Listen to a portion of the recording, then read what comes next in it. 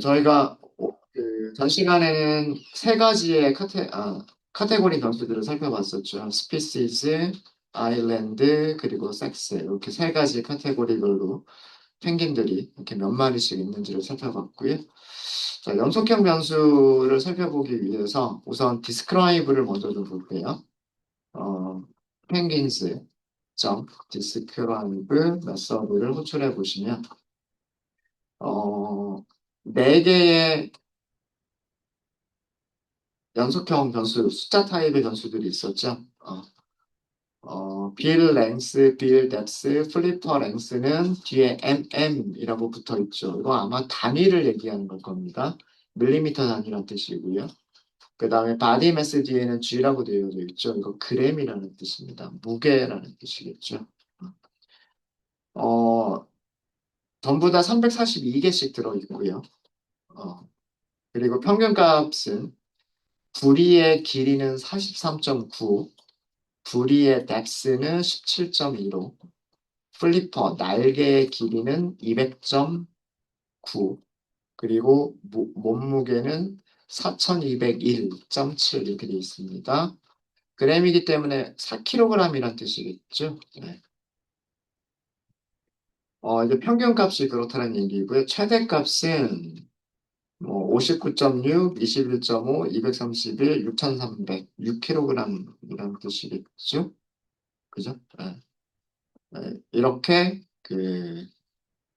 무게들이 각각의 길이와 무게가 이렇게 있는 거를 보실 수가 있으십니다. 자, 이것도 히스토그램을 그릴게요. 히스토그램 저희가 변수 4개를 그리시면 돼요. 빌 랭스부터 그 다음에 바디 매스까지를 히스토그램을 한꺼번에 그리도록 하겠습니다. 자, 한꺼번에 그리기 위해서 피겨와 그 다음에 여기서는 히스토그램 먼저 그릴 거예요.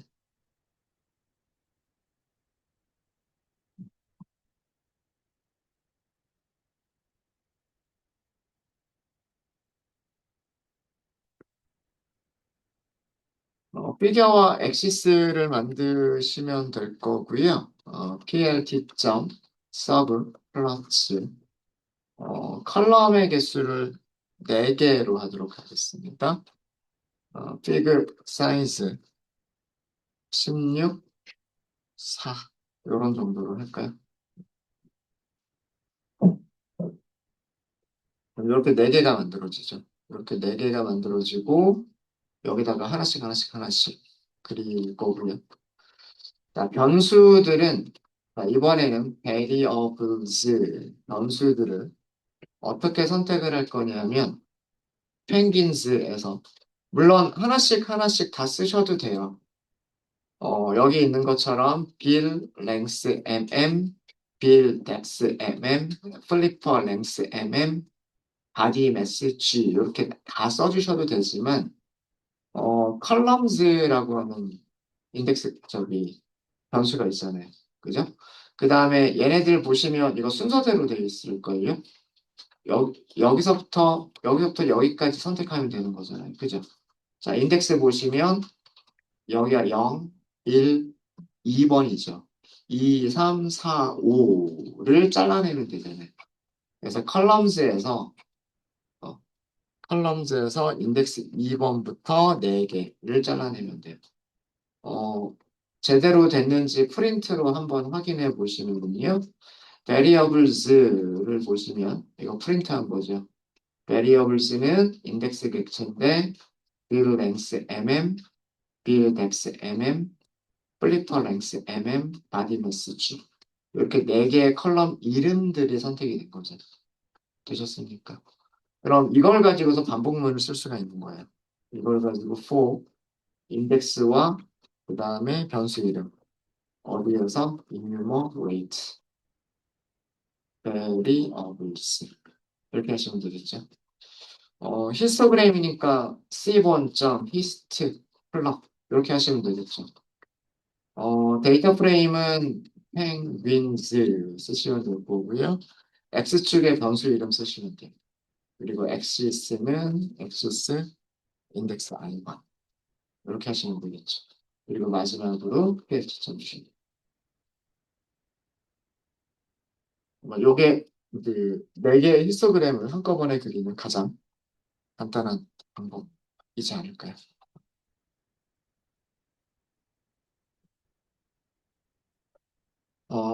그래서 우리가 분포들을 이렇게 알 수가 있었어요. 부리의 길이는 이런 분포를 갖는다. 라고. 그 다음에 부리의 두께는 이런 분포를 갖는다. 그 다음에 날개 길이는 이런 분포를 갖는다. 그리고 펭귄 무게는 이렇게 되어져 있는 이런 분포를 갖는 모습들을 찾아볼 수가 있었습니다. 그 다음에 그 산점도를 한번 그려볼까요? 산점도를 페어 플러스로 그려보도록 하겠습니다.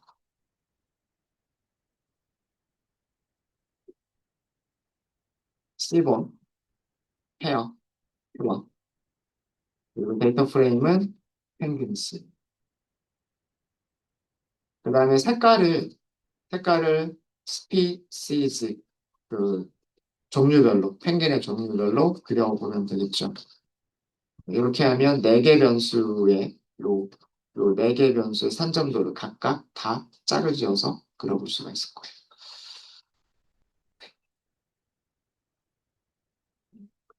파란색은 아델리라고 하는 종류고요. 그 다음에 오렌지색은 친스텝이라고 하는 종류고, 녹색은 젠투라고 하는 종류입니다.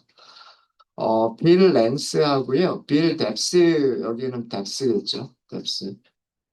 부리의 길이하고 부리의 뎁스만 딱 이렇게 봐도요. 어, 그 종류들을 구분하기가 그렇게 많이 어렵지 않을 것처럼 보이죠. 그죠? 이렇게 자르면은 전부 젠트만, 물론 여기 아웃라이어가 있긴 있지만, 그죠? 또 요렇게 자르면 요렇게 오렌지색 돈만, 이쪽은 파란색 돈들만 이렇게 보이죠. 빌 랭스하고 여기는 플리퍼 랭스일 거예요. 날개 길이일 겁니다.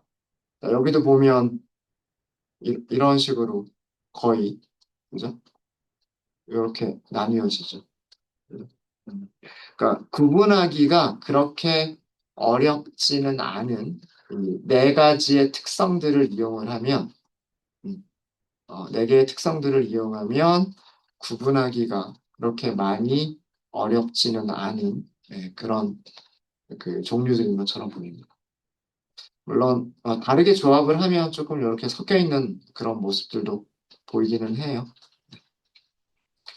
네, 되셨을까요? 되셨죠? 음.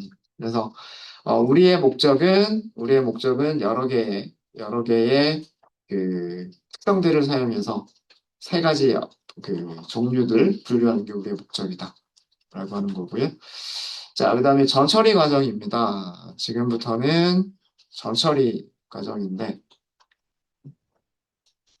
이렇게 데이터들을 탐색을 해봤고요. 데이터를 탐색을 해봤고 어,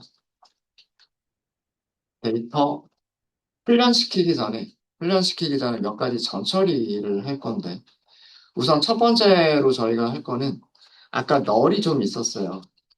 그죠? NA, 널이라고도 얘기하죠. NA들을 삭제를 먼저 좀 하도록 하겠습니다.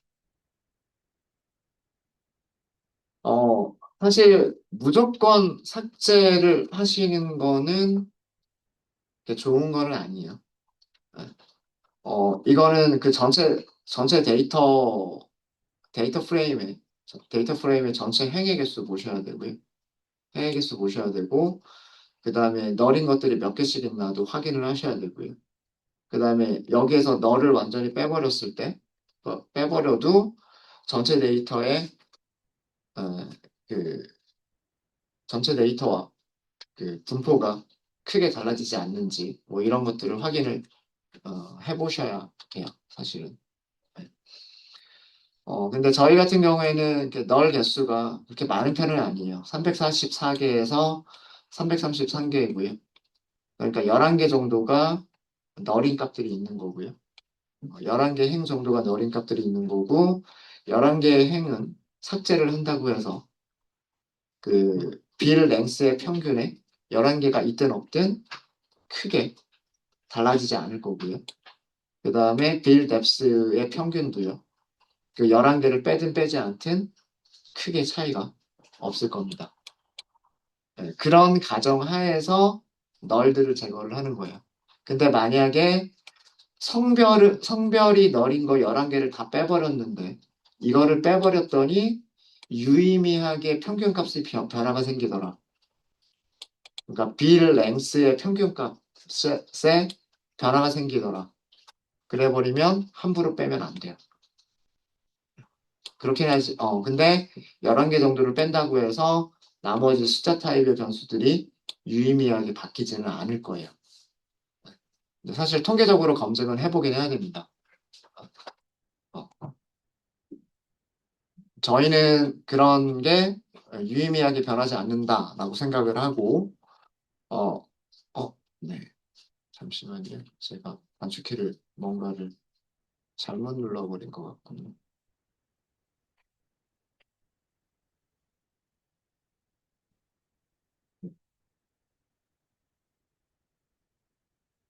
네, 그래서 그 너린 거를 전부 다 삭제를 해버릴게요. 너린 것들을 전체 삭제를 하실 때 제일 간단한 방법은 펭귄스 점 drop NA라고 하는 게 있어요. 이게 NA가 포함된 모든 행들을 다 삭제를 하는 겁니다. NA가 포함된 모든 행들을 삭제를 해줘. NA가 빌 랭스에도 NA가 있었고요. 빌 뎁스에도 NA가 있었고, 플리퍼 랭스에도 NA가 있었고요. 바디 매스에도 NA가 있었어요. 그거 말고 성별에도 NA가 있었죠. 그죠? 어, 어쨌든 행 중에 하나라도 NA가 들어가 있으면 그런 행은 아예 삭제를 해버리겠다는 그런 뜻이에요. 자, 이거를 하시고 나면 데이터 프레임 인포를 잠깐 좀 볼게요. 데이터 프레임의 인포를 보시면은요. 인포를 보시면 333개로 줄었어요. 그리고 모든 행은 널이 없는 것처럼 보입니다. 그죠? 네, 이렇게 바뀌었고, 이렇게 NA들을 제거를 했을 때 디스크라이브를 다시 보시면요. 11개가 삭제가 됐죠. 11개, 자, 11개를 삭제하기 전이에요. 11개를 삭제하기 전에 빌 랭스는 평균이 43.92였었고요. 11개를 제거하고 나서 빌 랭스의 평균을 봤더니 43.99예요. 그렇죠? 그러니까 유의미하게 바뀌지 않았다라는 거를 사실은 통계적으로 그 유의수준 검증을 해보긴 해야 되는데 여기서는 유의수준 검증을 해보시면 그 유의미하게 변하지 않았다는 결과를 줄 거예요. 자, 여기도 빌 뎁스죠. 빌 뎁스가 평균이 17.15였었고요. 11개를 제거했을 때 17.16, 17.16. 그 다음에 플리퍼 랭스죠. 플리퍼 랭스가 200.91이었었고요. 평균값이. 11개를 제거했을 때는 200.96. 그 다음에 마지막으로 바디 매스 부분을 보시면은요. 11개를 제거하기 전에는 4201, 4201.7.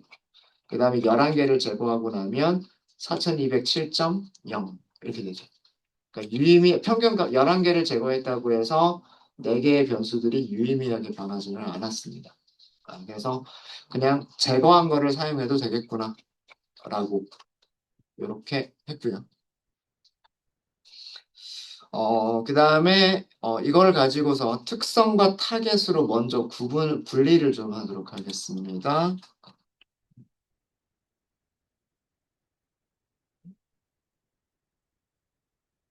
특성과 그리고 타겟을 분리를 좀 하도록 할게요.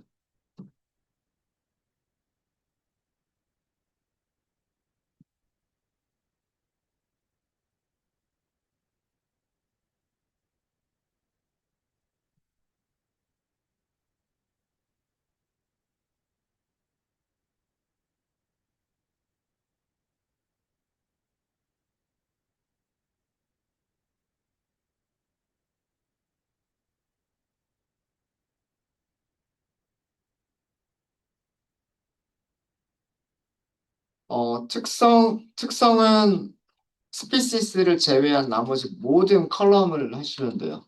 그리고 타겟은 스피시스만 가져오시면 돼요. 그래서 타겟은 뭐라고 할 거냐면, 이렇게 널이 제거된 데이터 프레임에서 스피시스, 요 컬럼 한 개만 이렇게 가지고 올 거고요. 그 다음에 피처는 데이터 프레임에서 나머지 모든 컬럼들을 다 가지고 올 거예요. 그럼 데이터 프레임, 컬럼즈, 첫 번째 컬럼부터 마지막 컬럼까지. 이렇게 해서 가져오시면 돼요. 네, 이렇게 해서 가져오시면, 타겟은 시리즈입니다. 이렇게 333개의 1차원 배열이에요. 1차원. 사실, 이거는 시리즈이기 때문에 배열은 아니에요. 배열로 하시려면 여기에 values까지를 써주셔야 돼요. values까지를 쓰셔야 되고, 그냥 이렇게만 하시면 얘는 시리즈. 그 다음에 얘는 컬럼 여러 개를 선택한 거기 때문에 데이터 프레임. 데이터 프레임이에요. 그 다음에 features, shape 보시면 똑같이 333개의 행을 가지고 있고요. 그러니까 펭귄을 가지고 있고 6개의 특성을 가지고 있습니다. 이 6개는 그 살고 있는 섬 이름, 그 다음에 성별, 그리고 숫자 타입 4가지.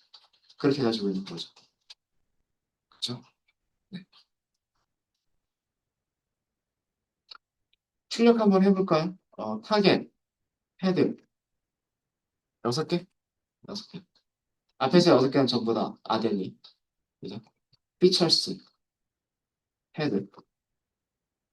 앞에서 6개? 네, 이렇게 하면 앞에서 6개.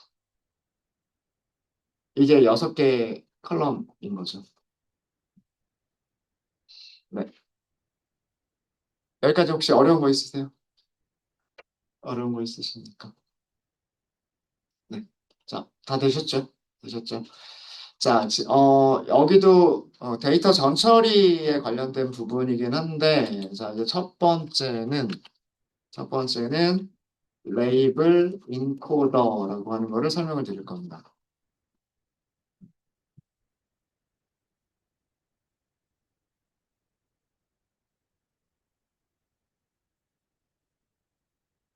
레이블은 어디서 사용하는 거냐면 1차원 배열에서 사용하셔야 돼요. 타겟 배열. 타겟 배열은 1차원 배열이죠. 또는 시리즈. 타겟 배열의 클래스들은 문자열로 만들어져 있겠죠. 그죠? 타겟 배열의 클래스들을 숫자로, 라벨로 변환해 주는 게 레이블 인코더예요. 여기서 중요한 거 1차원 배열입니다. 1차원 배열 또는 시리즈가 가지고 있는 1차원 배열 또는 시리즈가 가지고 있는 문자열들을 숫자로 변환해 주는 게 레이블 인코더예요. 그러니까 지금 우리 같은 경우에 이런 거를 원하는 거예요. 아마 위쪽에 아델리라고 하는 게 있었을 거예요. 예를 들면 아델리라고 하는 아델리라고 하는 문자열이 있었으면 0으로 바꿔주고 아마 두 번째가 아마 친스트랩일 거예요. 친스트랩은 숫자 1로 바꿔주고 그다음에 젠2라고 하는 거는 숫자 2로 바꿔주고 이렇게 각각의 문자열들을 이게 각 클래스잖아요. 클래스 0, 클래스 1, 클래스 2잖아요. 이렇게 각각의 클래스들을 숫자로 레이블로 바꿔주는 것을 레이블 인코더라고 하고요. 정말 중요한 거는 1차원 배열을 사용을 했을 때 1차원 배열을 사용했을 때 결과가 1차원 배열이 돼요. 1차원 배열 또는 시리즈가 1차원 배열 또는 시리즈가 1차원 배열로 바뀝니다. 배열로 바뀌어요. 모양만 놓고 보면 모양만 놓고 보면 우리 타겟이 어떤 모양이었었냐면 샘플 개수 이런 모양의 1차원이었잖아요. 그죠? 이런 모양의 1차원이 요 모양 그대로 샘플 개수 그대로 가지고 있는 1차원 모양으로 그대로 변환이 됩니다. 이게 레이블 인코더예요. 레이블 인코더.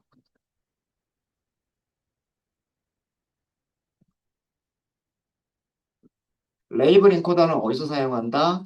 절대로 특성 배열에서 사용하시는 게 아니에요. 특성 배열에서 사용하시는 게 아니라 타겟 배열에서 사용하시는 게 레이블 인코더입니다. 자, 레이블 인코더를 사용하시는 방법은 어렵지 않습니다. 레이블 인코더 변수는 이렇게 만들고요. 레이블 인코더 이렇게 객체를 생성하시면 돼요.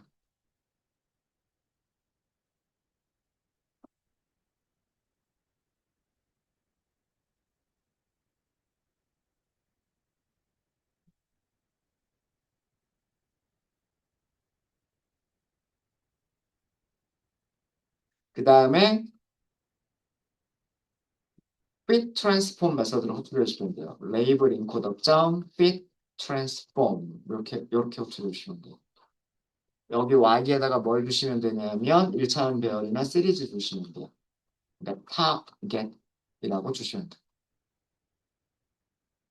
이제 리절트 한번 볼까요? 이렇게 나옵니다.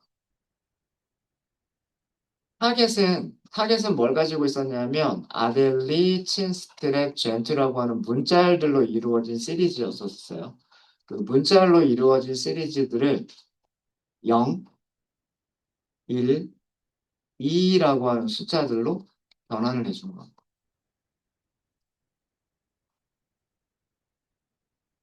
그 다음에 이렇게 fit이 끝나고 나면 레이블 인코더는 변수를 가지고 있는데 클래시스라고 하는 변수들을 가지고 있어요.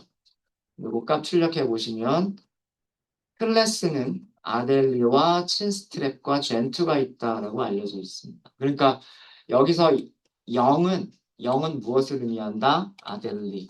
그 다음에 1은 친스트랩, 마지막 2는 젠투다라고 하는 거예요. 우리 위쪽에 개수 한번 보시면은요. 요거 개수 한번 세볼까요? 판다스점 시리즈, 그 다음에 result, value count, value count, 판다스. 0이 146개, 2가 119개, 1이 68개가 있었죠. 이거 우리 카테고리 타입 시각화할 때 보세요. 아델리가 152개. 아, 죄송합니다. 이거 저기 널 제외하기 전이죠. 널 제외하기 전이어서 요거 잠깐 그 숫자가 조금 달라져 있을 거예요. 너를 삭제하고 나면 너를 삭제하고 나면은요 334개인데 이 334개가 target value count 여기서 보셔야 되겠네. 타겟은 너를 제거해버렸기 때문에 아델리가 146마리, 젠투가 119마리, 춘스트랩 68마리 요렇게가 있었고요. 지금 우리 레이블 인코딩 한 거 보시면 0이 146, 0이 아델리라 그랬죠. 그죠? 어, 아델리가 146, 젠투가 119, 지금 여기 보시면 119. 젠투는 인덱스 2번. 인덱스 2번이 젠투. 그죠? 그 다음에 1번이 68. 여기서 68. 이해되십니까? 레이블 인코더 사용하시는 거 어렵지 않죠? 네, 절대 어렵지 않습니다. 그 여러 개의 클래스들이 문자열로 만들어져 있을 때 그러니까 그 아이리스에서도 마찬가지예요. 아이리스도 각각의 종류들이 세토사, 버시컬러, 버지니카 이런 식으로 문자열로 만들어져 있었잖아요. 그 문자열들을 숫자로 변환하고 싶다. 0, 1, 2라고 하는 숫자로 변환하고 싶다. 그럴 때 뭘 이용하면 된다? 레이블 인코더를 이용하시면 된다.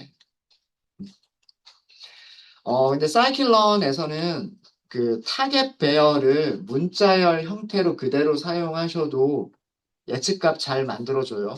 우리 지금까지 분류를 할 때 물고기의 종류를 분류할 때나 그 다음에 뭐 아이리스의 종류를 분류를 할 때나 이런 거 할 때 그 레이블들이 그대로 문자열로 이루어져 있는 걸 그대로 사용했었죠. 그죠? 어. 그래서 레이블 인코더를 사용하지 않더라도 타겟인 경우에 레이블 인코더를 사용하지 않더라도 그 사이클 런의 여러 가지 분류 알고리즘들은 분류를 제대로 해줍니다.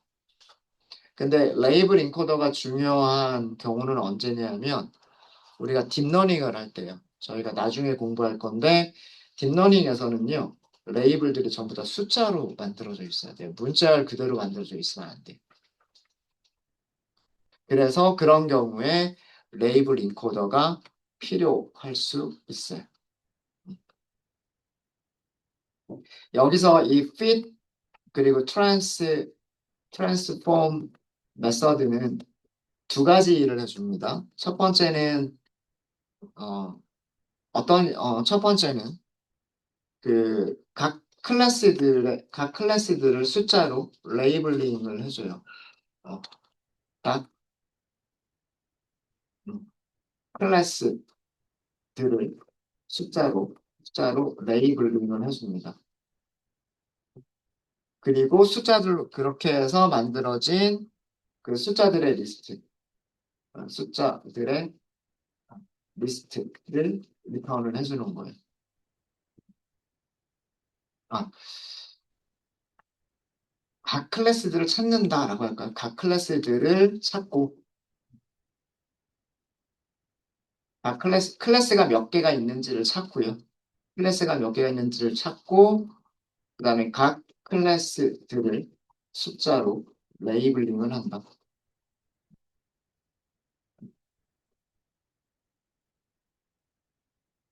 그래서 이 fit 메서드가 호출된 다음에 클래스 이름들을 알 수가 있어요. fit이라고 하는 메서드가 호출된 다음에 클래스 이름들을 찾을 수가 있어요. 그리고 그 클래스 이름들이 배열로 만들어져요. 그러면 인덱스 0번, 그 아델리라고 하는 문자열은 인덱스 0으로 레이블링이 되는 거고요. 그 다음에 춘스트랩이라고 하는 거는 인덱스 1번으로 레이블링이 되는 거고요. 젠트라고 하는 거는 인덱스 2번으로 레이블링이 되는 거예요. 그러니까 이런 클래시즈라고 하는 배열을 먼저 찾는 거예요. 그리고 몇 개가 있느냐, 유니크한 값들이 몇 개가 있느냐. 그러니까 각 클래스들을 찾는다. 이거 다른 말로 하면 그 중복되지 않은 유니크한 값들이 몇 개가 있느냐. 유니크한 값들을 찾는다는 얘기예요. 유니크한 값들을 찾는다.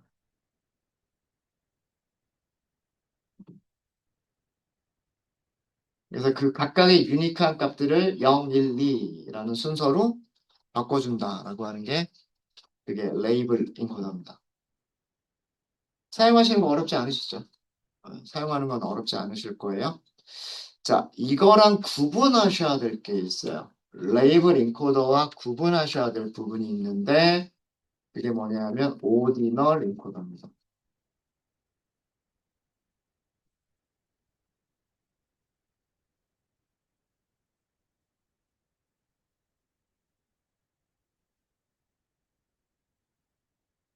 오디널 인코더는요.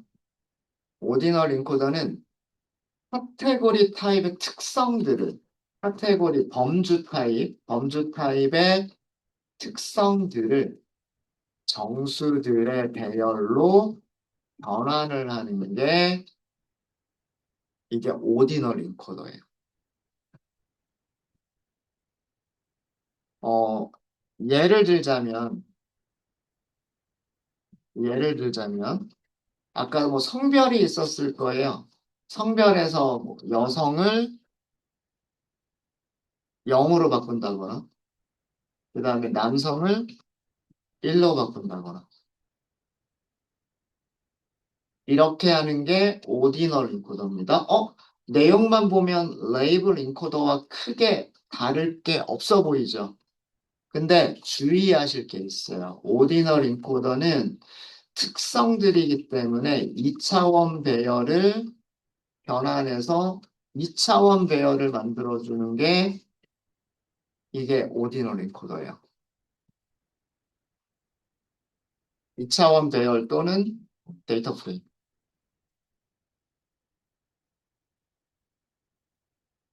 2차원 배열 또는 데이터 프레임을 변환해서 2차원 배열로 만들어주는 게 이게 오디널 인코더입니다. 그래서 사용하실 때 반드시 2차원 모양으로 사용하셔야 돼요. 2차원 모양으로 사용하셔야 된다는 얘기는 뭐냐면 샘플 개수, 피처 개수 이런 모양의 배열을 사용을 하셔야 돼요. 그러면 만들어지는 리턴 값도요. 리턴 값도 샘플 개수, 피처 개수 이렇게 그대로 만들어지게 됩니다.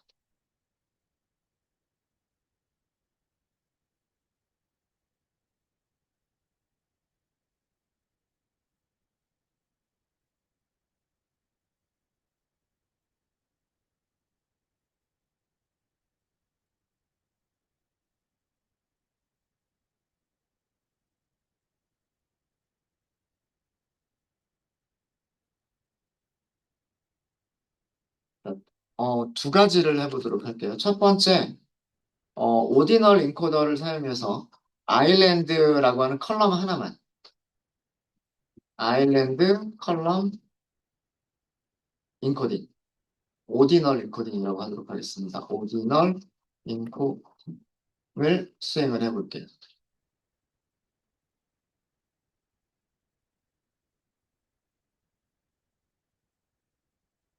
자, 무슨 얘기냐면 우리 지금 features라고 하는 데이터 프레임 가지고 있어요. features는 데이터 프레임이죠. 여기 보시면 아일랜드라고 하는 컬럼이 있어요. 아일랜드에는 섬 이름들이 들어가 있어요. 문자열로 들어가 있죠. 문자열들을 0, 1, 2로 바꾸겠다는 얘기예요. 0, 1, 2로. 이게 오디널 인코더예요. 이렇게 바꿔야 되는 이유는 뭘까요? 자, 우리가 머신러닝을 하려고 해요. 그 펭귄의 종류들을 알아맞히고 싶어요. 그죠? 디시전 트리를 사용할 때는 섬 이름들을 굳이 숫자로 바꿀 필요가 있을까요? 없을까요? 없어요. 디시전 트리를 만들 때에는 노드를 나누는 질문지가 카테고리 타입 그대로 있어도 돼요. 만약에 사는 섬이 토르젠슨이면 아니면 이렇게 나눌 수 있을 거잖아요. 사는 섬이 비스코이면 아니면 이렇게 나눌 수 있죠. 그러니까 문자열이 그대로 사용이 돼도 디시전 트리는 이용할 수가 있어요. 맞습니까? 자, 그런데 만약에요. 로지스틱 리그레션이나 또는 KNN과 같은 머신러닝 알고리즘을 사용을 하려면 KNN은 거리 계산해야 되죠. 어떤 다른 그 펭귄이 들어왔을 때 펭귄의 아일랜드까지의 거리, 빌 랭스까지의 거리, 빌 뎁스까지의 거리를 계산해야 되죠. 거리를 계산하는 거는 숫자 타입들이 있으면 거리 계산할 때 이용할 수 있죠. 근데 문자열은 거리 계산할 때 이용할 수 있어요, 없어요? 없단 말이에요. 선형회계식도 마찬가지예요. 선형회계식도 y는 ax 더하기 b 요런 방정식을 만드는 건데 문자열 가지고서 1차 방정식 혹은 2차 방정식, 3차 방정식을 만들 수 있어요? 없죠. 여기가 숫자로 되어져 있어야 되죠. 맞습니까? 그러니까 수학적인 모델을 사용하거나 거리를 계산하거나 수학적인 모델을 사용하는 경우 그런 경우 이런 문자열들이 그대로 남아있으면 안 돼요. 문자열들에 대응하는 어떤 숫자로 변환이 되어져 있어야 됩니다. 그래서 그 숫자를 변환하는 방법 중에 하나가 오디널 인코딩이라고 하는 방법인 거예요. 그러니까 무조건 뭐 섬이 3개가 있으면 0, 1, 2, 4개가 있으면 0, 1, 2, 3, 뭐 성별 2가지 종류가 있으면 0, 1 이렇게 문자열들을 어떤 특정 숫자로 바꿔버리는 게 그게 오디널 인코더예요. 네, 어렵지 않으시죠? 자, 그러면 이 오디널 인코더를 사용하기 위해서 오디널 인코드 객체를 먼저 생성하도록 하겠습니다. 이렇게.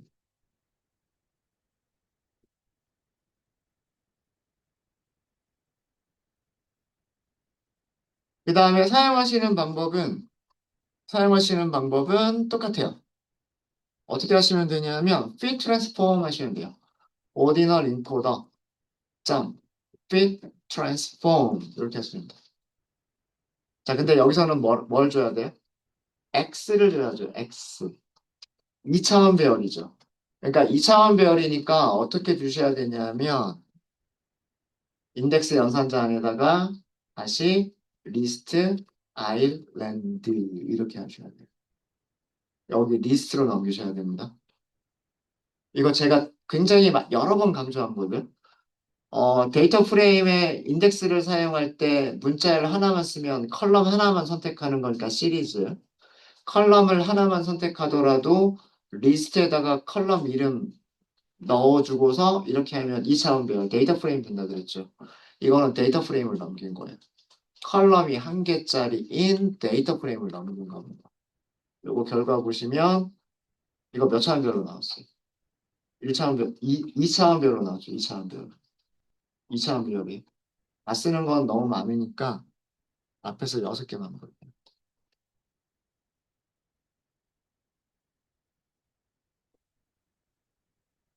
주의하실 게 뭐냐 하면 이렇게 하시면 안 돼요. 이렇게 하면 이거 에러 납니다. 이거 에러 나는 이유는 이렇게 하면 얘가 몇 차원이니까 시리즈, 데이터 프레임이 아니죠. 시리즈죠. 시리즈는 1차원이죠. 1차원이기 때문에 맞지 않는 거예요. 모양이. 그래서 어떻게 하셔야 된다? 컬럼 이름을 리스트로 묶어주셔야 돼요. 그래야 원하는 결과가 나옵니다. 자, 오디널 인코더도 마찬가지예요. 오디널 인코더도요. 훈련이 끝나고 나면 여기에 카테고리즈라고 하는 게 있어요. 비스코, 드림, 톨젠슨이에요. 순서대로. 아마 알파벳 순서대로 카테고리가 만들어진 것처럼 보이네요. 그죠? 그래서 그 숫자 2라고 하는 거는 톨젠슨을 의미하는 거고요. 만약에 여기 숫자 1이 있으면 그건 드림이라고 하는 아일랜드고 숫자 0이 있으면 비스코라고 하는 섬 이름인 거예요. 네, 이해되셨습니까? 그러니까 사용하시는 방법은 어렵지 않은데 얘가 2차원 배열에서 사용하는 건지 1차원 배열에서 사용하는 건지 타겟에서 사용하는 건지 특성에서 사용하는 건지만 구분해서 사용하시면 돼요. 되셨습니까? 오디널 인코더는 이렇게 컬럼을 하나씩 하나씩 할 수도 있지만 보통은 어떤 식으로 하냐면 컬럼을 2개를 동시에 주고서 사용을 합니다. 아일랜드 서식지하고요. 성별을 어, 2개의 컬럼을 어, 2개의 컬럼을 오디널 인코딩을 해볼게요.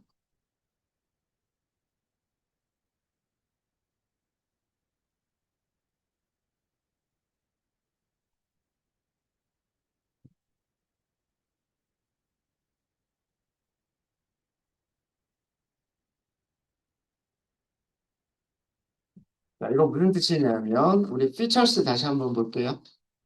컬럼 2개를 선택을 할까요?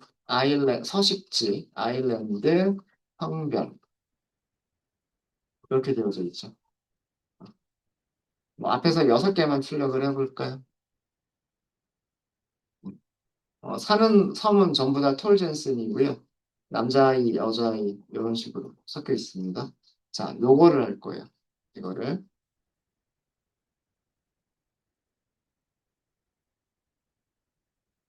오디널 인코더를 다시 만드세요. 오디널 인코더 다시 만드시고요. 그 다음에 fit transform 메서드를 다시 호출합니다. 오디널 인코더 점 fit transform 여기다가 뭐 어떻게 주시면 되냐면 features 그 다음에 리스트로 성별 죄송합니다. 섬 그리고 성별 이렇게 주시면 돼요. 일단 리절트의 쉐입이 어떻게 되어져 있냐면 333마리의 펭귄이 있어야 되겠죠? 컬럼 몇 개 있어야 될까요? 두 개 있어야 되겠죠. 왜? 아일랜드하고 성별하고 두 개가 있어야 되니까. 앞에서 6개만 출력해 볼까요? 앞에서 6개 출력해 보시면 톨젠슨이 2란 뜻이고요. 메일이 1이란 뜻입니다. 피메일은 0이란 뜻이고요. 카테고리 찾을 수 있었을까요? ordinal encoder categories 이렇게 하시면 두 개의 카테고리가 있다고 나옵니다. 아일랜드에서는 카테고리가 문자열 3개, 그 다음에 성별에서는 카테고리가 2개, 문자열 2개. 3개의 카테고리와 2개의 카테고리를 갖는 2개가 카테고리스. 네, 오디널 인코더 아시겠어요? 오디널 인코더 하실 수 있으시겠습니까? 네, 그래서 아일랜드 컬럼만도 한번 해봤고요. 그 다음에 아일랜드 컬럼하고 성별 컬럼도 같이 한번 해봤습니다. 혹시 질문 있으세요?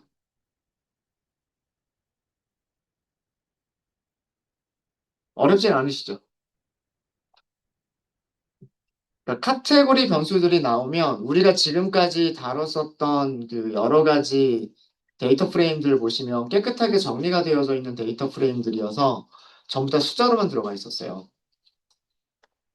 몇 개, 뭐 데이터 프레임을 그렇게 많이 사용해 보지도 않긴 했지만, 음, 전부 다 숫자로만 되어져 있는 컬럼들이었었을 거예요, 거의 대부분. 근데 지금처럼 카테고리를 가지고 있는 컬럼들이 의외로 많죠. 이런 녀석들을 훈련을 시키기 위해서는 반드시 레이블링을 해주셔야 돼요. 특성에서 레이블링을 하실 때는 오디널 인코더를 사용하기도 하고요. 더 많이 사용하는 거는 이따 저희 오후에 살펴볼 원한 인코더라고 하는 걸 더 많이 사용합니다. 여기서는 그 레이블 인코더하고요, 오디널 인코더 두 가지를 좀 비교해서 설명을 좀 드렸어요. 네, 혹시 질문 있으실까요? 네, 질문 없으시면 식사들 맛있게 하십시오.